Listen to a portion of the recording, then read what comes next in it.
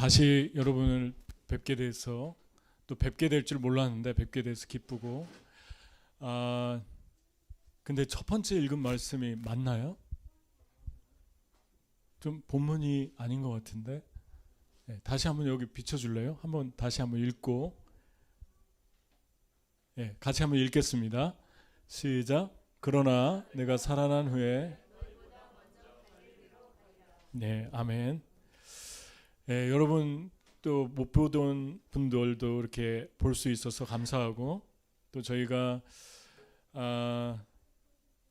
이제 4월 15일 날 한국으로 들어갔다가 한국에서 조금 있고 뭐 준비할 거 준비하고 하다가 이제 5월 18일 날 몽골에 다시 들어가는데 5월 달부터 외국인들에게 다시 열어가지고 들어가게 됩니다.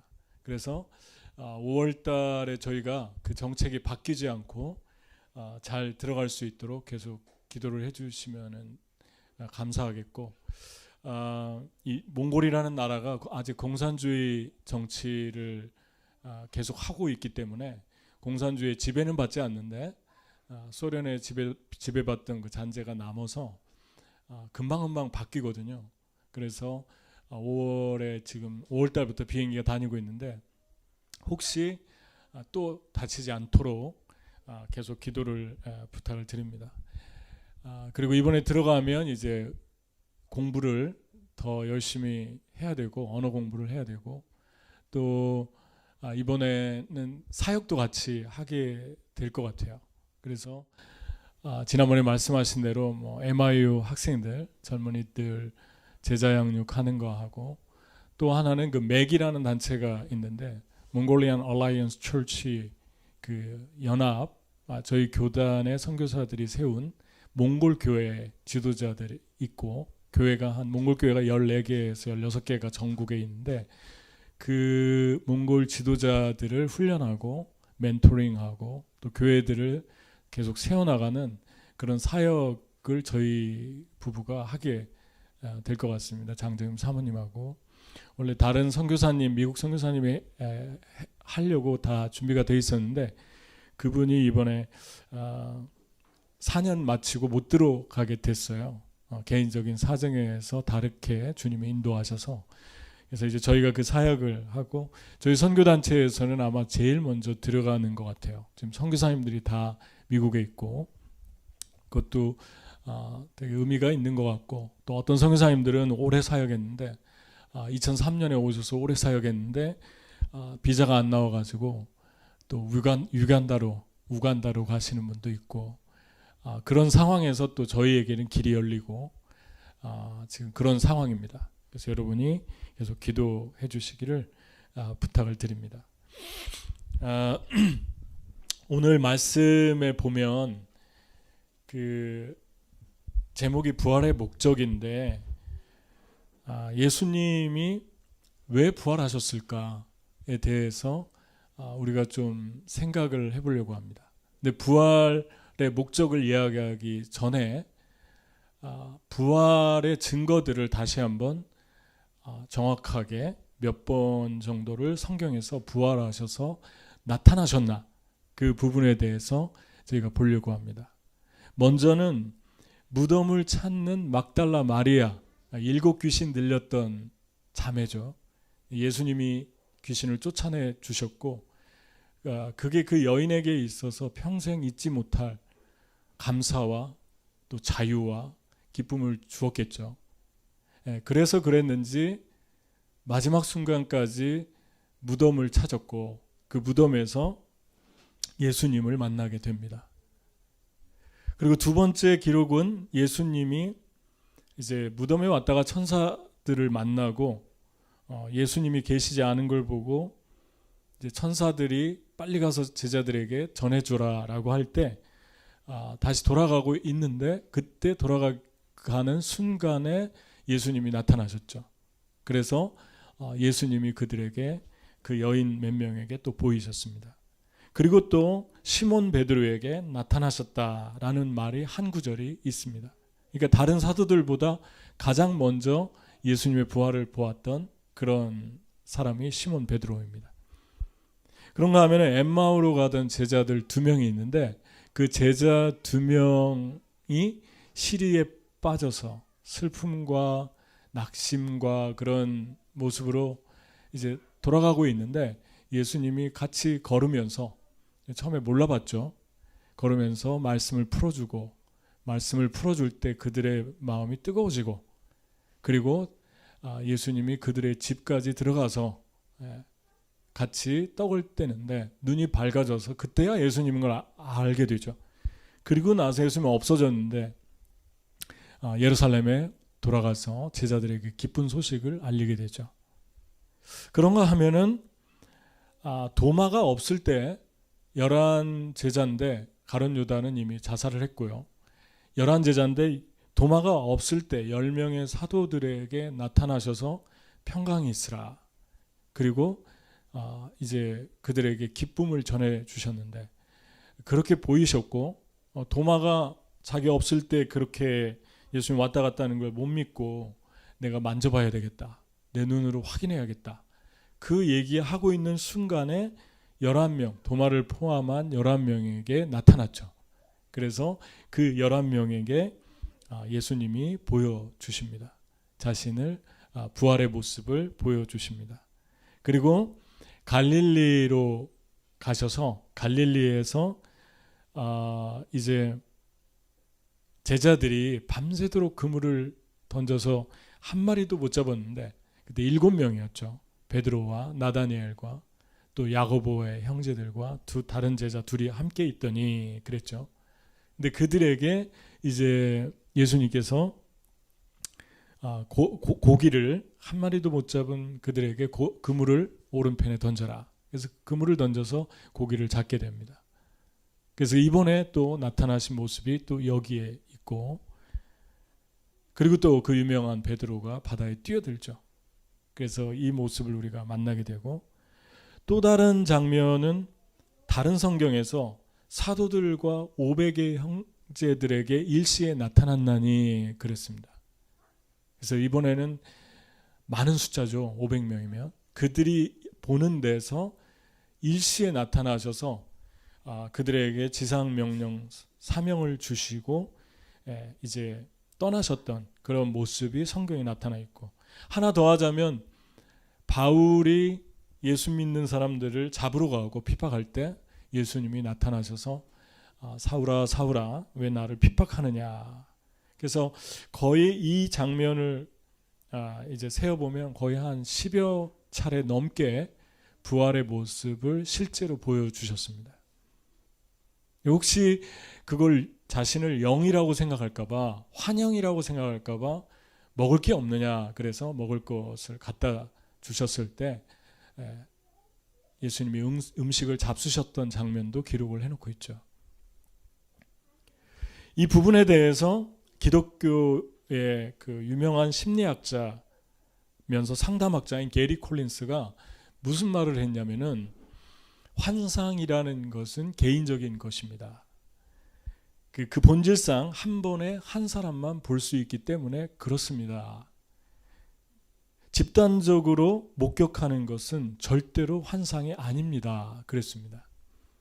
한 사람이 어떤 식으로든 영향을 미쳐서 다른 사람이 환상을 보도록 유도하는 일은 불가능합니다. 환상은 오직 주관적이고 개인적인 의미에서만 존재하기 때문에 다른 사람은 절대 볼 수 없습니다. 그랬습니다. 100% 공감하는 말이죠. 환상은 지극히 주관적이죠. 개인적이고. 그런데 여러 사람들에게 여러 방법으로 다른 장소에서 예수님의 부활을 나타나고 봤다는 것은 부인할 수 없는 실제고 사실이었다는 걸 증명하고 있습니다. 그렇다면 예수님께서 왜 부활하셨을까?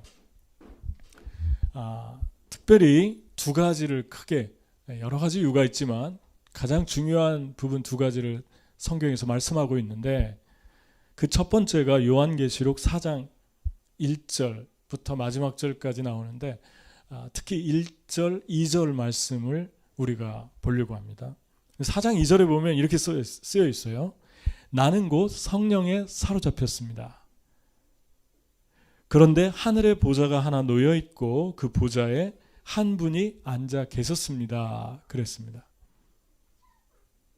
그러니까 사도 요한이 AD 90년경에 예수님을 믿다가 핍박을 받고 도미티안 황제에 의해서 유배됐는데, 광산에서 석탄을 캐는 일, 광산에서 일을 하는 노동 일을 하면서 유배 생활을 했는데, 그때 하나님이 하늘을 열어서 하늘나라의 일들을 보여주신 대목이 요한계시록이죠.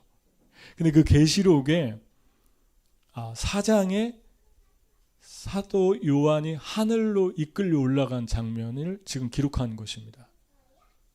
근데 여기에 이 말씀을, 이 짧은 한 구절의 말씀을 보면 천국이 어떤 곳인가에 대해서 우리에게 큰 중요한 것을 알려주고 있는데, 첫 번째는 이 말씀의 기초에서 성령에 사로잡혀서 있을 때 성령에 사로잡히게 되었습니다. 그런데 하늘에 보좌가 있고 그 보좌에 한 분이 앉아 계셨습니다. 그러니까 처음에 천국을 가는 것이 그냥 순식간에 들어갔는데 성령에 의해서 들어갔다고 이야기합니다.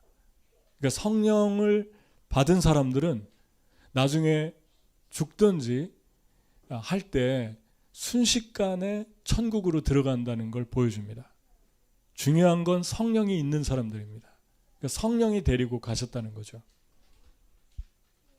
예수님께서 하늘로 승천하시면서 제자들이 보고 있었는데, 그 제자들에게 흰옷 입은 천사들이, 저는 하늘에서 예수님 올라가는데 옆에 서가지고 같이 올라가면서 얘기한 줄 알았어요. 근데 성경을 자세히 보니까 그들 곁에 서서 그렇게 기록되어 있습니다. 그러니까 제자들 곁에 서서 옆에서 흰옷 입은 두 사람이, 갈릴리 사람들아, 왜냐하면 거의가 대부분 제자들이 갈릴리 사람이었으니까, 어찌하여 서서 하늘을 바라보느냐, 너희 가운데로 올리우신 이 예수님은 너희가 본 그대로 다시 오실 것이다. 그랬습니다. 이것이 되게 크게 저에게 묵상을 하는데 들어왔고, 또 하나의 단어가 있는데, 예수님이 올라가실 때 그들이 자세히 하늘을 쳐다보고 있는데 갑자기 흰옷 입은 두 사람이 그들 곁에 서서 말하였다. 갈릴리 사람들아, 어찌하여 하늘을 쳐다보느냐, 너희 가운데 올리우신 예수는 너희가 본 그대로 올 것이다. 그랬습니다. 그러니까 자세히 봤다는 것입니다. 그냥 대충 이렇게 본 게 아니라 일시에 100명도 넘는 사람들이, 사도들을 포함해서 자세하게 뚫어져라 쳐다봤다는 거죠. 그래서 intentionally라는 단어를 쓰고, intently라는 단어를 쓰고 있고, eagerly, 아주 열심히 바라봤다, 뚫어지게, 그런 단어들을 쓰고 있습니다. 왜 잘 안 보이는 것도 집중해서 이렇게 바라보면 보이잖아요. 이 두 가지 단어를 우리가 기억해야 된다는 거죠. 그러면은 예수님이 하늘로 올라간 이유가 분명하게 드러나고 있죠. 천국이 있음을, 실제로 천국이 존재함을 알려주기 위해서 하늘로 가는 걸 보여주셨다는 것입니다. 바울이 우리에게 또 같이 이 말씀과 매치하는 것은, 아무도 예수 그리스도를 성령으로 말미암지 않고는 예수 그리스도를 주라고 할 자가 아무도 없다 그랬습니다. 내 안에 성령이 계신가 안 계신가를 알려면 내 안에 내가 고백할 때 예수님 나의 주님이십니다, 예수님 하나님의 아들입니다 라고 얘기하면 그 사람 안에 성령이 지금 존재하고 있는 것입니다. 성령이 그 안에 머물고 계신 것이죠. 그러니까 여러분이 예수님을 저주하지 않고 예수님을 믿고 구주라고 고백을 한다면 여러분 안에 성령이 있다는 거고, 성령이 계시다는 것은 여러분이 천국을 가는데 순식간에 안내될 거라는 것을 보증해 주고 있다는 거죠. 두 번째, 천국에 대해서 뭐라고 얘기를 하냐면, 눈 깜짝할 사이에 들어갔다라고 얘기합니다. 그 뒤에 내가 보니 하늘의 문이 하나 열려 있었습니다. 그리고 전에 내가 들은 그 음성, 곧 나팔 소리와 같이 나에게 들린 그 음성이 이리로 올라오너라. 이 뒤에 일어나야 할 일들을 너에게 보여주겠다. 그랬습니다. 그러니까 보좌에 계신 그 하나님의 형상을 2절에 보면은 나는 곧 성령에 사로잡히게 됐고 그런데 하늘에 보좌가 하나 놓여 있고 그 보좌 위에 한 분이 앉아 계셨습니다라고 했는데 그냥 천국에 눈 깜짝할 사이에 바로 들어갔고 들어가서 바로 하나님을 보좌에 앉아 계신 어린 양을 목격했다는 것은 천국이 눈 깜짝할 사이에 가는 곳이라는 걸 우리에게 보여줍니다. 이 땅에는 유명한 분들이나 뭐 예를 들어 대통령이나 어떤 권위를 가진 사람들이나 뭐 그런 관료들이나 그런 유명한 사람들은 보려면은 절차가 아주 복잡해요. 쉽게 볼 수도 없거니와 뭐 예약도 많이 해야 되고 뭐 검사도 많이 해야 되고 그런데 놀랍지 않습니까? 이런 이 사람들과는 비교할 수도 없는 그 영광의 하나님이 한순간에 요한에게 자기의 모습을 그냥 보여주셨습니다. 이게 하나님의 겸손입니다. 이게 바로 천국의 성품입니다. 아멘. 그러니까 여러분과 제가 천국 가면 성문을 몇 개, 고대에 성문을 몇 개 지나서 통과하고 또 통과해서 왕의 얼굴을 보는 그런 단계가 아니라 그냥 순식간에 주님의 얼굴과 얼굴을 마주대하는 그런 놀라운 은혜가 눈 깜짝할 사이에 벌어진다. 이것을 보여주기 위해서 예수님 부활하셨습니다. 여러분의 성품은 어떻습니까? 하나님, 이런 하나님의 성품이 있습니까? 다른 사람들이 여러분을 볼 때, 저를 볼 때 우리는 이런 하나님 같은 친밀감이 있나요? 쉽게 다가올 수 있고 늘 곁에 있고 쉽게 볼 수 있고 쉽게 밥 먹을 수 있고 쉽게 이야기할 수 있고 쉽게 동행하면서 잠을 잘 수 있고 그런 하나님의 겸손과 그 프렌들리한 친밀감이 사람들에게 흘러가고 있습니까? 그렇다면 우리는 하나님의 성품을 닮은 사람들이죠. 세 번째는 중요한 얘기가 계속 나오는데 그냥 한 절 두 절에 다 들어있습니다. 이 뒤에 일어나야 할 일을 내게 보여주겠다. 미래에 될 일을 보여주겠다. 그러면서 5장부터 22장까지 미래에 될 일이 쭉 기록이 되어 있죠. 다시 말하면 땅의 사람들이 하늘의 일을 결정하지 않고 하늘의 사람들이, 하늘의 하나님이, 하늘의 천사가, 하늘의 예수 그리스도 어린 양이 땅의 일을 결정하는 걸 보여줍니다. 우리가 왜 정치 얘기 나오면 나하고 똑같이 하는 사람들 미워하고 왜 강박적이 되고 뭐 의견은 다를 수 있고 지지하는 정치인들이 다를 수 있어요. 그런데 그것 때문에 나와 맞지 않는 사람들을 미워한다. 나하고 피부가 다르고 언어가 다른 사람들에게 그냥 적대감을 갖는다. 그렇지 않으면은 계속해서 욕심을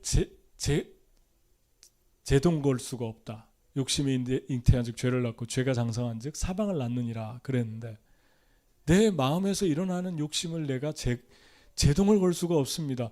왜 이런 일들이 일어납니까? 땅에 있는 일들이 하늘에 있는 일들을 결정한다고 믿기 때문에 그렇습니다. 여러분과 저의 삶에 누가 정치를 하든 누가 이 세상에서 무슨 일을 하든 우리가 여유 있고 우리가 쉽게 좌로나 우로나 치우치지 않는 것은 그런 거에 우리의 목숨을 걸지 않는 것은 그런 거에 우리의 감정을 다 쏟아붓지 않는 것은 하나님이 통치하고 있고 하늘에 의해서 땅이 지배된다라고 하는 사실을 믿기 때문에 업되거나 마음이 한쪽으로 쏠리거나 너무 감정적이 되거나 그렇지 않게 우리가 살 수 있는 것입니다. 여러분은 하나님이 이 세상을 통치하고 있다고 믿습니까? 아멘. 하나님 그분이 통치하고 있습니다. 어떤 당이 정치를 해도 제가 볼 땐 거기서 거기에요. 너무 핏대 올리지 마세요. 다 인간은 죄인이고 아무리 잘해도 주님이 사무엘에게 그랬잖아요. 내가 이들을 직접 통치하는데 이들이 왕을 원하니까 왕을 줘라. 그래서 사울을 줬는데 그 나라가 완전 다 묵사발라잖아요. 하나님 주신 메시지가 그거였어요. 봐라. 내가 왕을 달라고 했는데 왕을 주니까 다 깨지지 않느냐. 주님의 정치에서 왕정 정치를 시작할 때 하나님이 너무너무 섭섭하셨죠. 그리고 나서 세운 게 다윗입니다. 다윗은 왕이었지만 다윗을 세우면서 하나님 보여주시는 메시지가 뭐죠? 내가 통치한다. 나에게 위탁하는 종을 통해서 내가 그러니까 다시 하나님의 통치로 돌아온 거예요. 다윗 시대. 그때 그 나라가 가장 크게 확장돼 갔던 것을 이스라엘이 가장 사모하는 영광 중에 하나가 다윗의 시대입니다. 다윗의 시대에 이스라엘이 가장 평화로웠고 가장 승리가 있었고 가장 자유롭게 하나님을 찬양했고 예배했고 그게 바로 다윗의 장막이잖아요. 여러분 이 땅에서 저 여러분이 사단이 아까도 우리 목사님 우리 배 목사님 잠깐 얘기했는데 처음에 시작할 때 너무 중요한 얘기예요. 늘 듣는 얘기지만 사단은 우리가 서로를 미워하게 만들죠. 인종이 다른 분들이 누가 이랬다 그러면은 또 이쪽에서 또 흥분해서 또 사고가 나고 또 이 사람들이 일어나고 피부가 다른 사람들이 언어가 다른 사람들이 여러분과 저는 하나님이 통치한다고 믿는다면 한 사람 한 사람이 하나님의 형상대로 창조됐다고 하늘에 의해서 지배받는다고 믿는다면 반대로 살아야 됩니다. 거기에 우리의 영혼을 빼앗기지 않도록 반대로 반응해야 합니다. 여러분과 제가 하나님을 믿기 때문에 그렇습니다.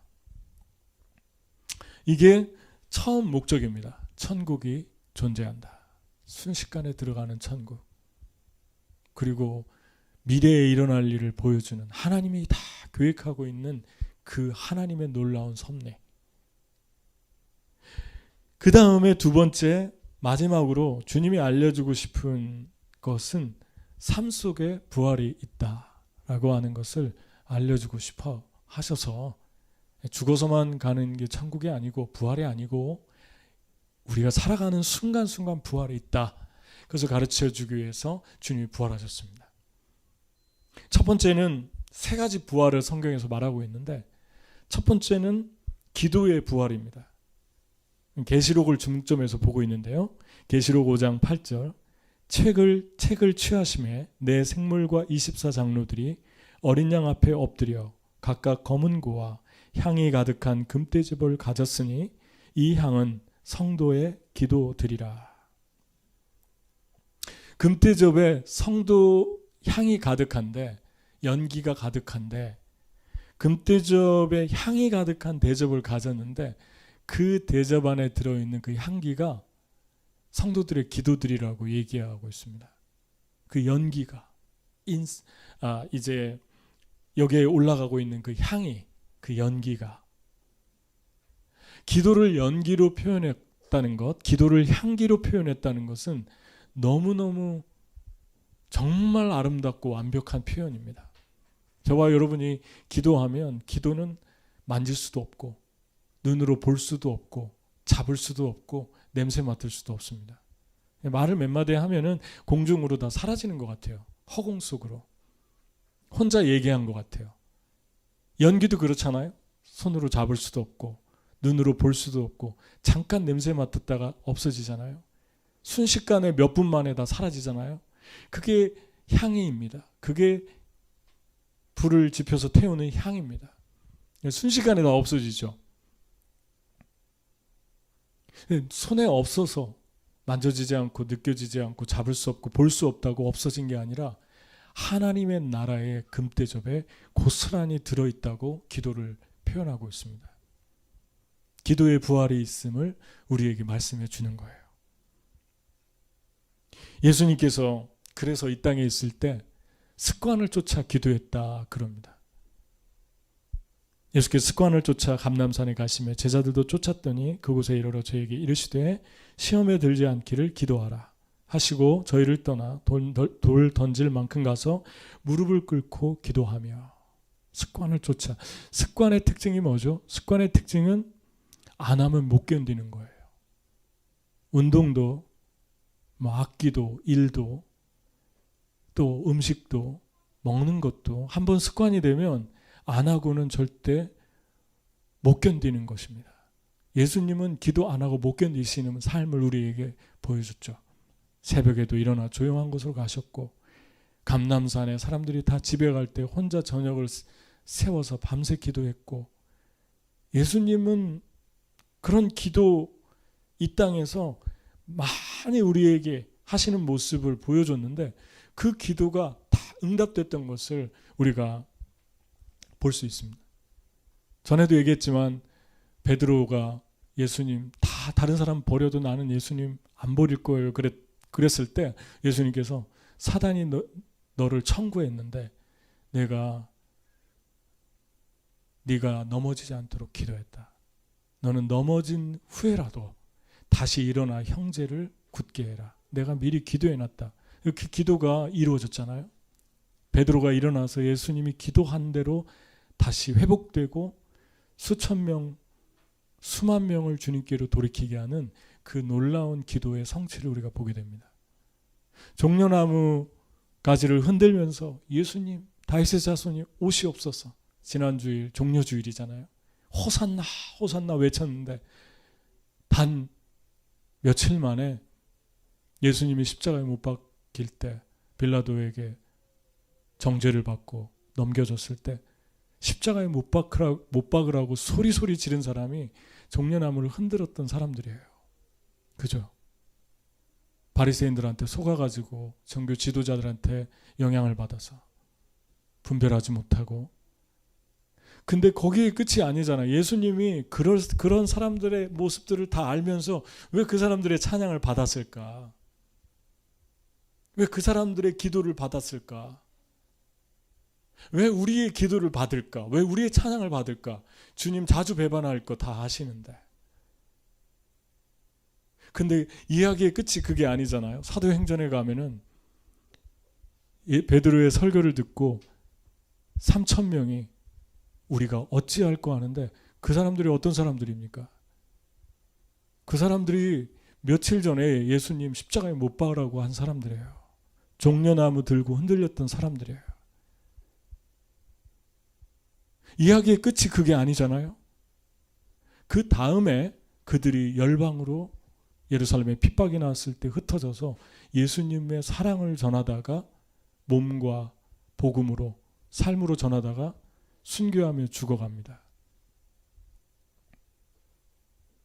그게 끝이 아니잖아요. 그들에게 복음을 들은 사람들이 온 열방에서 주님께 나오고 주님을 만나고 주님을 경배하고 찬양하고 있지 않습니까? 저와 여러분이 기도한다는 것, 예수님이 늘 기도했는데 종려나무를 흔들면서 기도한 그 사람들이 자기를 버릴 걸 알고 버릴 것만 보지 않고 돌아올 것을 보았고 돌아올 것만 보지 않고 그들을 통해서 또 다른 영혼들이 돌아올 것을 보았던 것, 그게 기도 안에 있었다는 것입니다. 아멘. 그러니까 여러분과 저의 기도가 어떤 의미인지 아시겠죠? 우리는 그리스도인은 약한 존재인 것 같지만 정말 강한 사람들이에요. 왜냐하면 우리는 기도하거든요. 그래서 배반했던 사람도 다시 회심하고 돌이키고 양심의 가책을 받고 다시 돌아오고 그 사람들이 돌아올 뿐만 아니라 더 큰 열매를 남기고 그런 놀라운 일들이 우리 기도 안에서 미리 보는 것입니다.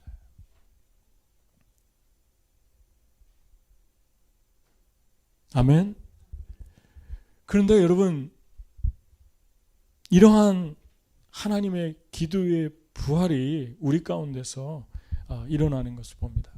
여러분은 누구를 위해서 요즘에 기도하십니까? 여러분 기도 속에 누가 들어있습니까?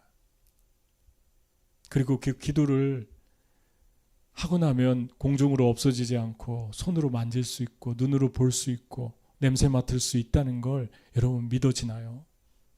기도는 연기 같습니다. 하지만 그 연기는, 그 향은 영원히 없어지지 않는다고, 천국의 금대접에 있다고 말씀합니다.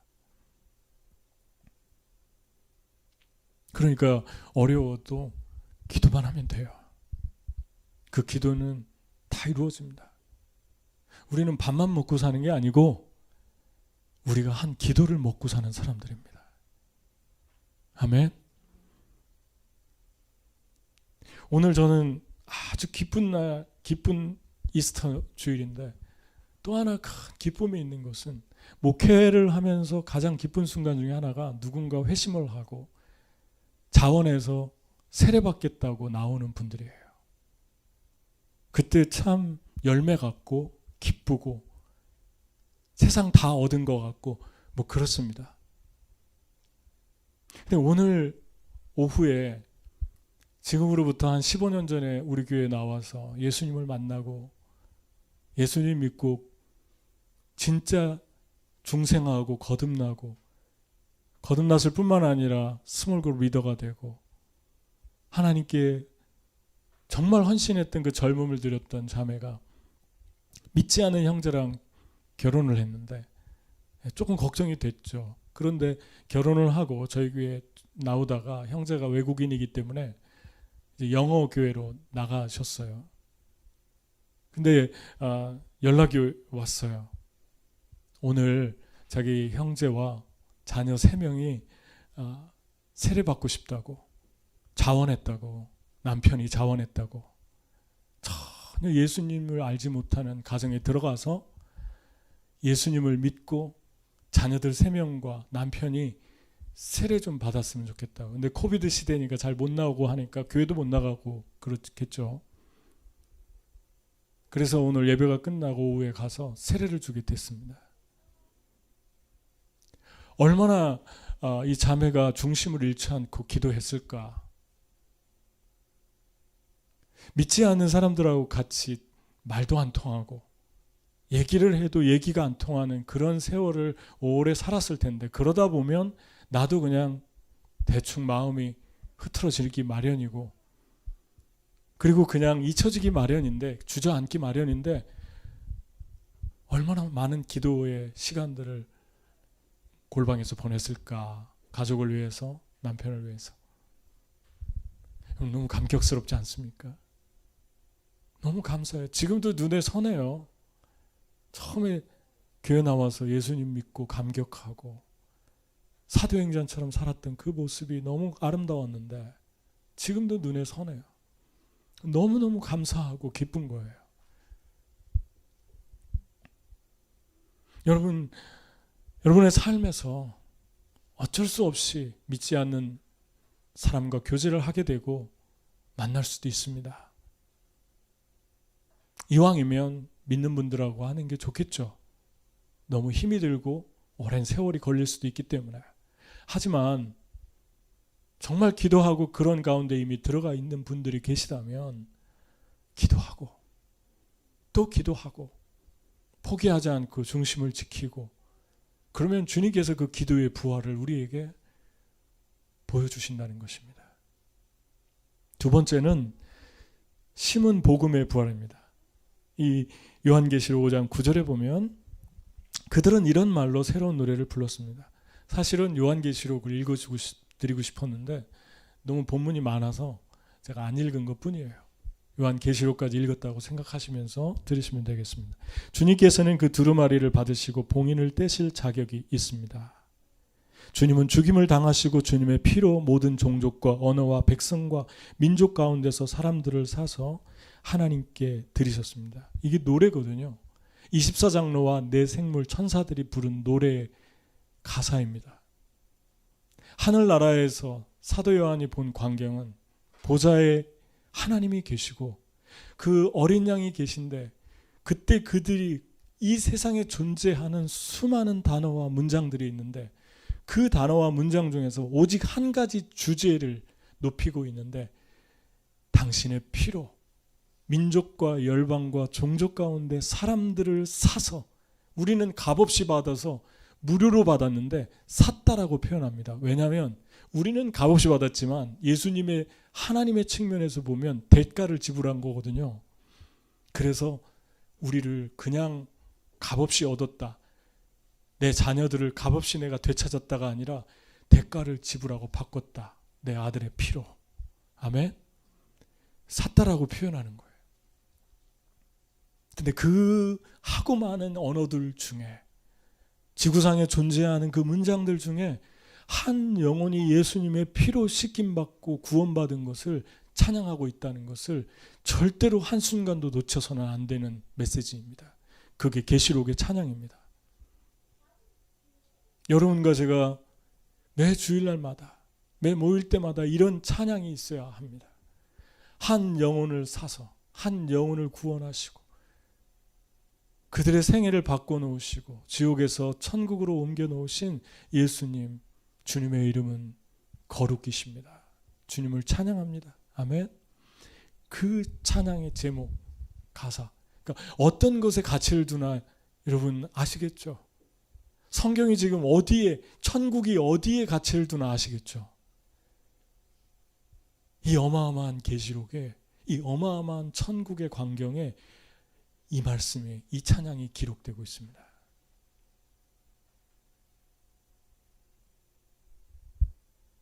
저는 여기 영어 성경에도 분명히 나오죠. And with your blood you purchased for God persons from every tribe and language and people nation. purchase했다. 여러분, 저희 몽골 선교사님들이 특히 몽골이 되게 터프하다고 그래요. 선교지로. 근데 그 미국 분들이나 웨스턴 이 분들한테는 더 많이 힘든 것 같아요. 언어도 정반대죠. 그 나가면은 얼굴이 달라가지고 다 얼굴이 드러나죠. 우리는 비슷하게 생겼는데. 저도 몽골 사람 비슷하게 생겼다고 그래요. 저쪽 시베리아 쪽에서 내려온. 그쪽은 조금 다르게 생겼어요. 저쪽 맨 남쪽보다 북쪽은 저한테 어러스냐고 러스키 그랬는데 러스키만 제가 들은 거예요. 어러스키를 말했는데 어러스키가 뭔가 몰라가지고 물어봤더니 어러스키가 러시아예요. 어러스가 러시아계냐 그런 거 러시아계냐. 근데 우리는 다르게 생겼어요. 어쨌든 나가면 눈에 너무나 금방 튀어요. 그 외국 사람들이. 우리는 비슷하게 생겼지만 이게 얼마나 외롭고 힘들겠습니까 이 사람들이. 그러니까 많이들 떠났어요 선교지를. 몽골에 왔다가 안 돌아온 분들이 아주 많습니다. 파송됐는데. 근데 거기에 지금 17년째 사역하고 있는 아주 키가 큰 형제 하나가 미국 형제 하나가 있는데 자녀가 좀 많아요. 5분이고. 근데 오래 사역했죠. 이분의 간증을 가자마자 들려주는데 이분이 그러시는 거예요. 자기가 어떻게 예수 믿은지 아냐고. 뭐 어떻게 믿었냐고 하니까 한국에 아주 오래전에 한국에 영어 가르치러 들어갔는데 어떤 분이 자기한테 사역일을 전해줬대요. 선교사 같은 분이. 선교 단체에 있는 분이. 근데 그때 자기가 안 믿었대요. 그 복음을 듣고 안 믿는다고 그랬대요. 그리고 미국으로 돌아왔는데 얼마 있다 예수님을 영접했는데 그분이 전한 복음의 열매 같다고 자기 입으로 스스로 그러는 거예요. 그리고 조금 있다가 몽골 선교사로 지원해서 몽골로 온 거예요. 젊은 나이에. 지금도 저보다 어리니까 얼마나 일찍 온 것입니까? 벌써 제가 알기로는 19년 뭐 이렇게 된 것 같은데 2003년도에 왔으니까 19년 정도 됐네요. 정말 오래 있었잖아요. 이게 복음의 부활입니다. 여러분과 저의 삶에서 아무런 힘이 없어 보이는 예수 그리스도의 복음과 메시지가 우리가 누군가에게 전해줬을 때 어떤 열매를 가져오는지 여러분과 저는 다시 한번 이 부활주일날 기억해야 합니다. 아멘. 그래서 성령이 인도하시면 나누세요. 사형리 책을 안 가져갔으면 사형리 책을 briefly 처음부터 끝까지 다 스토리가 어떻게 진행되나 아니까 그냥 입으로 말하세요. 이제 사형리 책 없어도 되잖아요. 그리고 영접 기도를 하게 하고 예수 그리스도의 십자가의 복음을 전하라는 거죠. 이게 바로 요한계시록의 찬양입니다. 마지막으로 선한 행위의 부활에 대해서 생각해 보고 싶습니다. 제가 얼마 전에 여기서 설교할 때 그런 얘기를 했잖아요. 그 몽골에 한 자매가 있는데 가난하게 사는데 목사님 마스크가 없어서 몽골 분들이 되게 힘들어한다고. 마스크 좀 보내줄 수 없겠냐고. 그래서 한국에 있는 조그만한 교회에 부탁을 해서 마스크 좀 보내줄 수 있으십니까? 하니까 100명도 안 되는 조그만한 교회인데 목사님이 그때가 아주 추운 겨울이었어요. 마스크, 한국 마스크, 그 좋은 마스크 있잖아요. K 91인가? 하여튼 그 마스크 2,000장을 보내셨고 새 옷 20벌에다가 또 다른 옷들을, 좋은 옷들을 보낸 거예요. 보내가지고 게르에 가면서 그 어렵게 사는 그 게르의 사람들이 그 옷을 입고 사진 찍은 걸 카톡으로 보내줬어요. 근데 이렇게 바라보고 있는데 그 옷을 입고 사진을 찍고 마스크를 끼고 사진을 찍은 거예요. 많은 생각을 하게 됩니다. 한 어려운 교회에서 마음을 다 쏟아서 추운 날 가지고 가서 또 붙이는 값도 꽤 들어가는데 보내줬는데 이것을 받아서 입은 사람들을 보니까 그 말씀이 떠올랐습니다. 우리 잘 아는 말씀. 내가 배고팠을 때 내가 먹을 것을 주었고 내가 헐벗었을 때 네가 입을 것을 주었고 내가 옥에 갇혔을 때 네가 나를 돌아봤고 내가 병에 걸렸을 때 네가 나를 찾아봤고 내가 나그네 되었을 때 네가 나를 영접했고 외로울 때 네가 나를 돌아봤고 입히고 먹이고 마시우고 제공했다. 양들이 우리가 언제 그랬습니까? 하니까 예수님 그러잖아요. 지극히 작은 자에게 한 것이 나에게 한 것이다. 여기 있는 지극히 작은 자에게 한 것이 나에게 한 것이다. 여러분 구원을 받았기 때문에 구원을 받기 위해서 이 일을 한 게 아니라 구원을 받았기 때문에 이 일을 했잖아요. 양들을 이미 정체성을 보여줬잖아요. 양들이 그렇게 한다. 구원을 받았기 때문에 이렇게 베푼다는 거죠. 근데 이 말씀을 읽을 때마다 새로운데 염소들은 그러잖아요. 우리가 언제 안 그랬습니까? 너희들 나는 안 줬다. 배고플 때 아무것도 안 입혔고 안 주고 찾아보지 않았다. 우리가 언제 그랬으면 양들과 염소의 반응이 다르죠. 염소는 했다고 그러는데 양들은 기억을 못하는 거예요. 왜냐하면 주님께 받은 사랑이 너무 커서 내가 받고 있는 은혜가 너무 커서 준 것도 그렇게 크게 생각되지 않는 거예요. 그런데 이 말씀을 또 묵상하는데 어떤 말씀이 또 눈에 들어왔냐면 우리가 언제 했습니까? 여기 작은 자에게 한 것이 나에게 한 것이다. 이걸 바꿔서 얘기하면 예수님이 배고픈 사람의 마음하고 똑같다는 거예요. 그들 마음을 자신에게 한 것이라고 표현한 것은 그 엠퍼시가, 심퍼시가 똑같다는 거예요. 배고픈 사람을 그대로 마음으로, 심장으로 느낀다는 것입니다. 신발 벗고 있는 사람을 모습을 보면서 신발 벗고 있는 그 감정을 고스란히 느낀다는 것입니다. 나에게 한 것이다. 옷이 없어서 추운 겨울에 입을 옷이 없어서 그 게르 같은 곳에서 또 게르 말고도 이 세상에 가난하고 어렵게 사는 사람들이 얼마나 많습니까?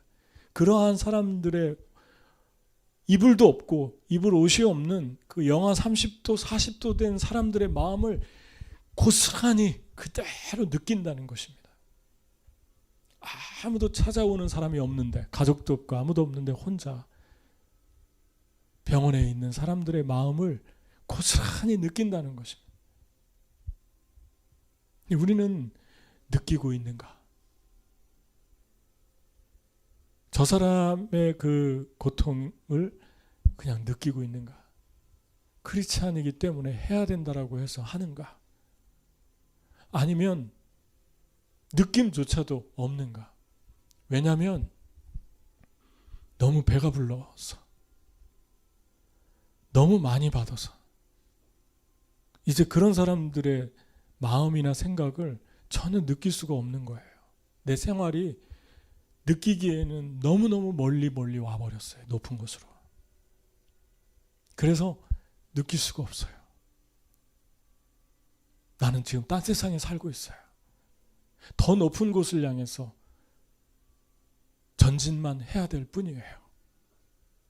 심퍼시도 없고, 그런 사람들 보면은 귀찮고 냄새나고 짜증나고 그리고 거추장스럽고 성가시로워요. 그렇다면 여러분과 저는 너무 멀리 와 있는 것입니다. 예수님이 말씀하잖아요. 나에게 한 것이다. 예수님 배고프다는 거죠. 예수님이 춥다는 거예요.